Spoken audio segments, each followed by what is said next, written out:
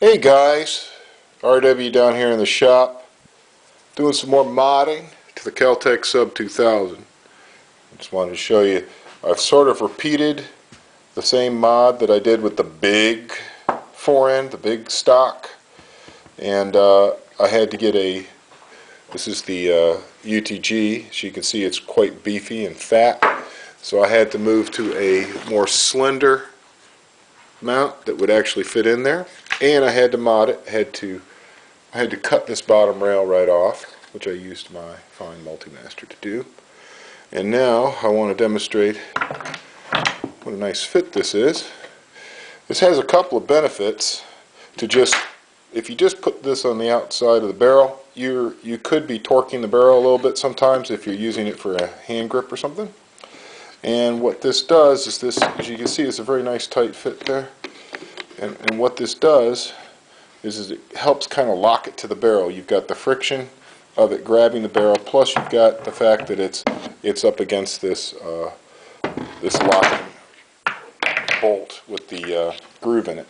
Okay, just put this one on so you can see, and they fit real super nice and look really pro. Okay, so you don't have any of that hinky, I've got stuff stuck all over the barrel of my gun type of look to it. And what I was doing just now, a little bit of sandpaper, was I was just easing this hole right here so that there would not be a crack, because the way it comes from the KelTec, this stock doesn't quite fit the barrel just exactly right, so I just modded it a little bit.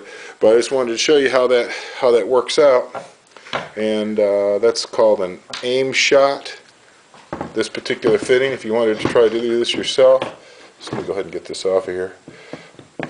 It's really not that hard to figure out where to put the hole, because you've kind of got a grid pattern here anyway, and it gives you a good indicator of where to cut. And then you can also use those same marks to get yourself a mirror image on the other side. Okay, I cut the holes about as small as I possibly could, and this is the part that you might want to look into, aim shot. I like the UTG tri-rail. It's a really neat, versatile piece with a lot of options to it. And if you're just going to bolt something to your rifle, that's a good piece. But this is what fit inside the compact stock once I nipped off the bottom rail. Okay, so that's how you get a rail incorporated into your compact stock. You might ask yourself, what would be the purpose of that? Well, there's a really nice 45 adapter made by UTG that has a very positive cam lock on it.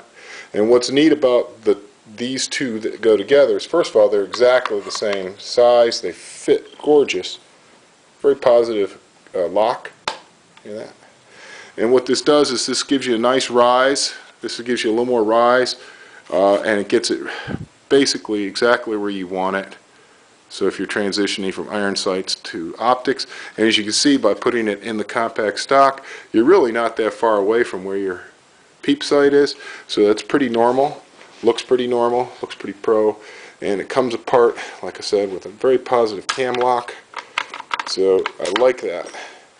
And then on this side, obviously there's a lot of different things you could run on this side.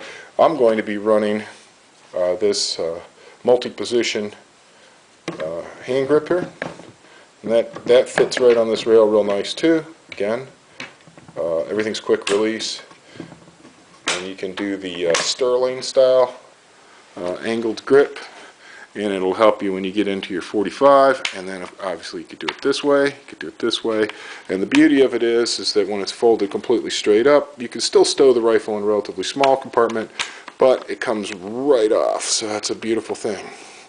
Or usually it does, huh? With the optic in place, I just wanted to show you one last thing before I go on about my business here. Okay, with the optic in place, I want to show you how close everything is here. Okay, yikes. Okay, and that's how everything fits. I don't think you could get a heck of a lot closer. If you look where I cut my hole, I did not want to cut right up against the lugs. I gave myself about 1/8 of an inch away from the lugs, just give them a little something to land on. And right here, as you can see, this optic nests right up against the receiver. Okay, real nice. And I wanted to show you one more thing that I've stuck on the gun that I think you should think about. If you're interested in putting a single point sling on here, I've seen one on eBay for $65, CNC piece, but you can get this NC Star 1-inch scope ring. It fits perfectly on the 1-inch tube stock. It's not in the way of the charging handle. It's not in the way of your handle. And then you can put a sling point, a rail mount sling point like a Magpul, or anything that suits you. Okay, there's a lot of different kinds.